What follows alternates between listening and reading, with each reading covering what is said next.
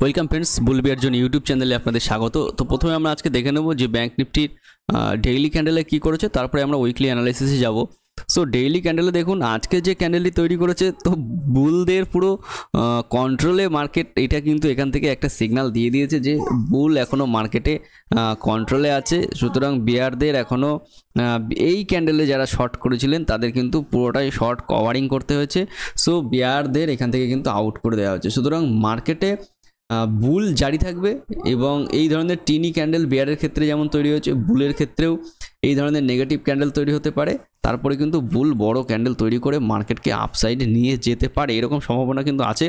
কারণ কি, দুটো সাপোর্ট জোনের এখানে কাজ করছে, একটা 50 ডেজ ইএমএ আর একটা কোভিড লাইনের সাপোর্ট এরিয়া। এখানে কিন্তু দুটোই কাজ করছে এবং এই চ্যানেলের মধ্যে দিয়ে মার্কেট যেভাবে যাচ্ছে, এটা আপনারা লক্ষ্য করেছেন নিশ্চিতভাবে। উপরের সাইডের একটা ট্রেন লাইনের চ্যানেল এবং নিচের সাইডের একটা ট্রেন লাইনের চ্যানেল। মোটামুটিভাবে এই চ্যানেলের মার্কেটে যখনই মার্কেট এখানে যাচ্ছে, এখান থেকে এখানে বাউন্স করছে, এখান থেকে আবার মার্কেট এখানে বাউন্স করছে, এখান থেকে এখানে বাউন্স করছে, এখান থেকে এখানে বাউন্স করছে।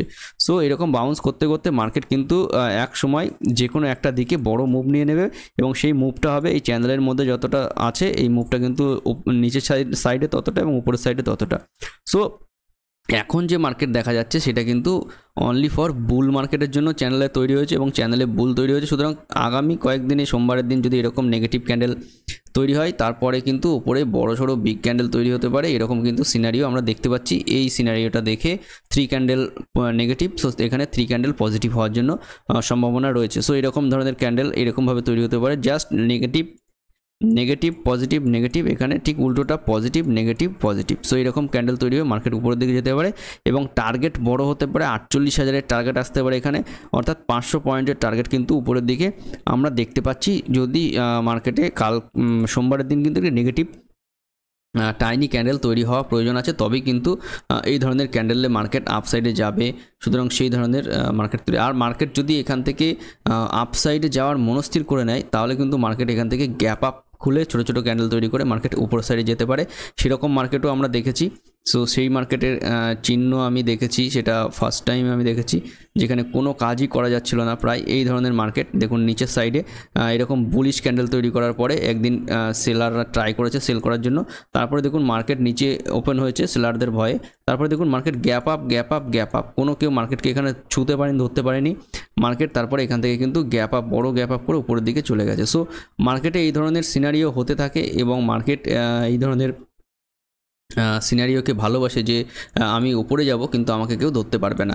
সো বিগ প্লেয়াররা এইভাবে কিন্তু মার্কেটে পয়সা ইনভেস্ট করে এবং এফআইআই ডিআই ডাটাও আজকে আমি দেখাবো।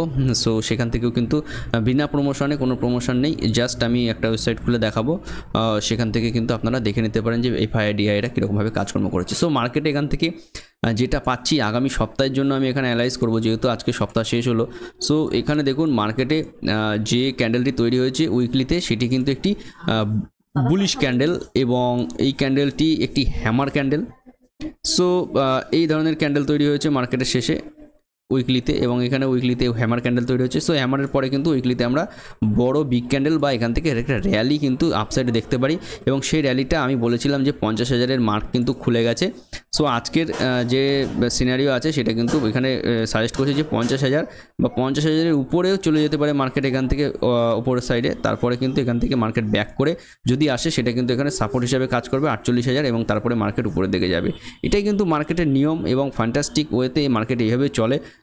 Up down up down up down up down, কিন্তু দেখতে হবে মার্কেটে যে লোয়ার লো তৈরি হচ্ছে সেটা কিন্তু মার্কেটে হাই হওয়া দরকার। অর্থাৎ এখানে হাই হয়েছে, অর্থাৎ উপরেও এখানে হাই হওয়ার চেষ্টা হবে, অর্থাৎ লোয়ার লোটা হাই হাই চলবে, তাহলে কিন্তু মার্কেটে আপ ট্রেন্ড বলা হবে।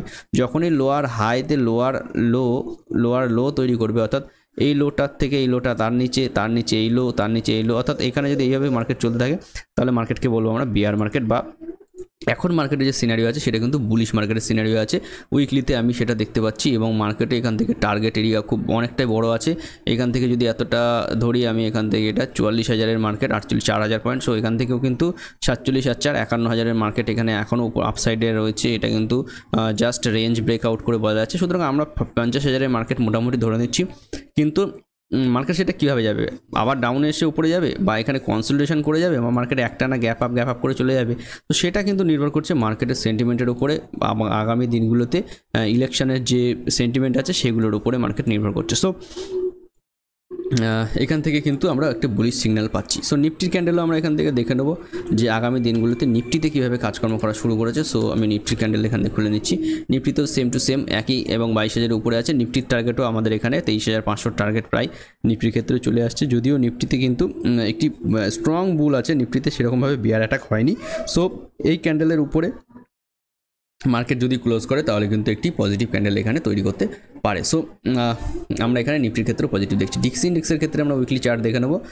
ডিক্স ইন্ডেক্স উইকলি চার্ট আজকে শেষ করেছে হ্যামার দিয়ে, এবং এই ধরনের পিন ক্যান্ডেল যদি উপরে তৈরি হয় তাহলে কিন্তু ডিক্স ইন্ডেক্স অনেকটা নিচে ডাউনে আসার চেষ্টা করে। সো আপনারা যদি এখানে দেখতে পারেন এই ধরনের হ্যামার তৈরি হয়েছিল। সো এখনও ডিক্স ইন্ডেক্সের আজকের দিনটা বাকি আছে। সো দেখুন ডিক্স ইন্ডেক্স আমার মনে হয় আরও একটু ডিপে কাজকর্ম করে শেষ করবে। এই ধরনের হ্যামার যদি ডিক্স ইন্ডেক্স শেষ করে তাহলে কিন্তু ডিক্সিতে অনেকটাই ফল আসবে এবং 100-100 কাছাকাছি ফল আসতে পারে।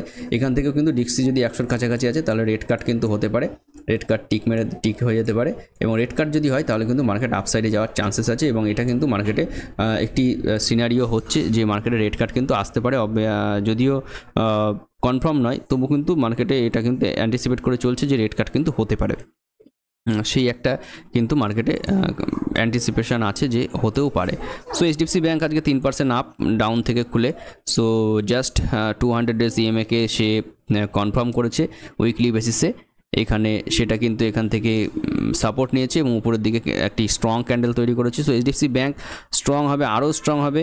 এই যে এরিয়াটা আছে এর উপরে যদি এইচডিএফসি ব্যাঙ্ক একটি বুলিশ ক্যান্ডেল তৈরি করতে পারে, গ্রিন ক্যান্ডেল তৈরি করতে পারে, তাহলে কিন্তু এইচডিএফসি ব্যাঙ্ক নিউ হাই চলে যাবে। শুধু আইসিআইসিআই ব্যাঙ্ক জায়গায় দাঁড়িয়ে থাকলেই কিন্তু কাজ হয়ে যাবে ব্যাঙ্ক নিফটির 50,000 যাওয়ার জন্য। সো আইসিআইসিআই ব্যাঙ্ক আজকে উইকলিতে যে ক্যান্ডেলটি তৈরি করেছে, এই ক্যান্ডেলগুলো কিন্তু উইকলিতে তৈরি করা মানে মার্কেটে কিন্তু সেন্টিমেন্টের এখানে ইন্ডিকেশন ক্যান্ডেলেই তৈরি করে। সো এখানে দেখুন বড় একটি ডোজি তৈরি করেছে এবং উপরের দিকে দুটো ডোজি তৈরি করেছে। সো ডোজির এখানে যে তৈরি হয়েছে উইকলিতে যদি কেউ এখানে আইসিআইসিআই ব্যাঙ্কের চার্ট ট্রেডিং করার সময় লাগিয়ে নিতে পারেন, তাহলে এই যে ডোজির নিচে আইসিআইসিআই ব্যাঙ্ক গেলে কিন্তু বড়সড় ফল আসতে পারে। আর এই ডোজির উপরে যখনই যাবে তখনই কিন্তু মার্কেটে বড়সড় বাইং সিনারিও আসতে পারে। সো আমরা যদি এই আইসিআইসিআই ব্যাঙ্কের এই সিনারিওগুলো যদি আমরা ডেইলিতে দেখে নিই তাহলে দেখবো যে ডেইলিতে এইরকমভাবে ফিট হচ্ছে ক্যান্ডেলটি। সো এখানে আইসিআইসিআই এটা ব্যাঙ্ক নিফটির ফিউচারের কারা চলে এসছে। So HDFC ICICI bank, so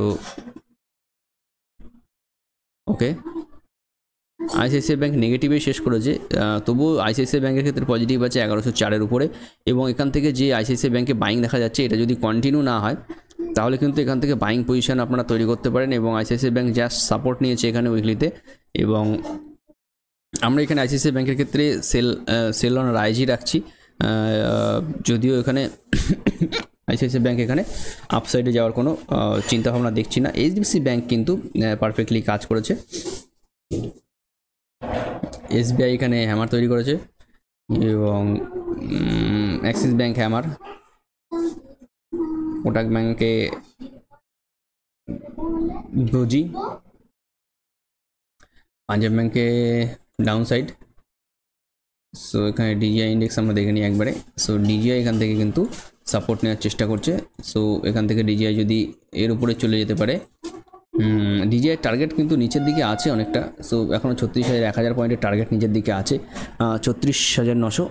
এবং ডিজিআই যদি এখান থেকে সাপোর্ট নিয়ে হালকা উপরে যায় তারপরে যদি 36,900 আসে সেক্ষেত্রে কিন্তু মার্কেট পজিটিভ থাকবে এবং এখান থেকে কিন্তু পজিটিভে যাওয়ার একটা চান্সেস আছে এবং থাকবে সেটা। সো ডিজিআই ইন্ডেক্সের যেটা বলছি আমি সেটা হলো এইরকমভাবে এখান থেকে এরকমভাবে ক্রস করে উপরের দিকে গিয়ে তারপরে আবার যদি 36,900 আসে তাহলে কিন্তু এখান থেকে মার্কেটে বড়সড় আপসাইড আমরা দেখতে পারি। সো এটা সেন্টিমেন্টাল ব্যাপার, এখানে জাজ করার ব্যাপার আছে। সো ডিজিআই ইন্ডেক্স যে উইকলি চার্ট তৈরি করেছে এর উপর নিচে যেদিকে ব্রেক করবে সেদিকে কিন্তু বড়সড় চাপ আসবে এবং আমার যেটা এখানে মনে হচ্ছে ডিজিআই ইন্ডেক্স কিন্তু আপসাইডে ব্রেক করার একটা চেষ্টা করতে পারে। সো S&P 500 নেগেটিভ ক্যান্ডেল তৈরি করেছে। ডেইলিতে আমি একবার দেখে নেবো যে ডেইলিতে কীরকমভাবে কাজকর্ম করছে। সো ডেইলিতে দেখুন প্রেশার আছে, তো এখানে আমার মনে হচ্ছে এখানে পজিটিভ ক্যান্ডেল কিন্তু এটা তৈরি করতে পারে। ডিজিআই অলরেডি পজিটিভ ক্যান্ডেল তৈরি করা শুরু করেছে ন্যাসডাক ইন্ডেক্স ডাউন সাইড খুলেছে, তবু এখানে পজিটিভ ক্যান্ডেল তৈরি করার জন্য চেষ্টা করতে পারে। হ্যাংসেং ইন্ডেক্স হ্যামার তৈরি করেছে, হ্যাংসেং হ্যামার তৈরি করতে পারে।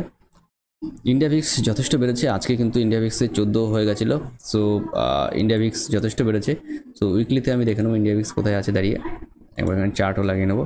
সো এক্স্যাক্টলি চার্ট থেকে বাউন্স করছে নিচের দিকে। সো ইন্ডিয়া ভিক্স এখানে ডাউন আসতে পারে এবং তার ফলে মার্কেট উপরে যেতে পারে। ইন্ডিয়া ভিক্স এইভাবে ডাউনে আসতে পারে এখান থেকে এবং তার ফলে মার্কেট উপরের দিকে যেতে পারে। তারপরে এইসব জায়গাতে আসলে মার্কেট কিন্তু আবার শর্টে আসতে পারে। সো সেই রকম একটি চ্যানেল কিন্তু তৈরি হচ্ছে উইকলিতে। সো মার্কেট এখান থেকে কিন্তু হতে পারে। So thank you friends, video দেখার জন্য অসংখ্য ধন্যবাদ।